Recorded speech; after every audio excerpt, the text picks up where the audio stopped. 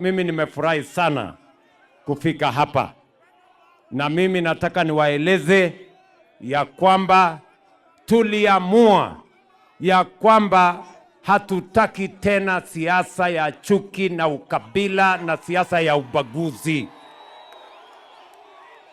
Nyinyi mnanielewa watu waseme? Hapo nyuma tumekuwa na siasa chafu ya mambo ya ubaguzi na ukabila na chuki. Ndio munaona wengine wanataka waendelee na hiyo siasa.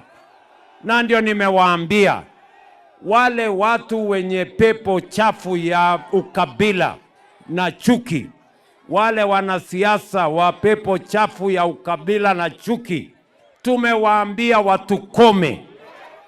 Ama mnasemaje watu hapa seme? Wafanye nini?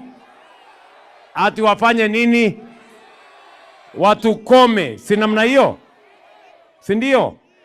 Mimi nawaeleza tumeshakubaliana tukatengeneza serikali ya broad based ya kuunganisha Wakenya wote, ya kuondoa ukabila, ya kuondoa chuki, ya kuondoa ubaguzi, kwa sababu sote ni wananchi moja wa taifa moja with a common destiny, the people of the Republic of Kenya, and we are going to be united, we are going to work together, and we are going to say no to ethnicity, and we are going to say no to hate.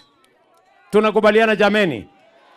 Munasema tushirikiane, tufanye kazi kwa pamoja.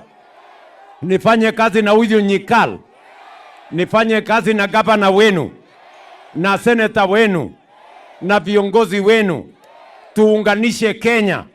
Wangapi wanasema tuunganishe hii dunia yetu jameni? Si ndio?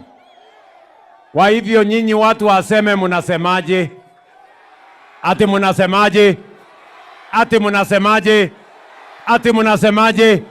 Ati mumesemaje?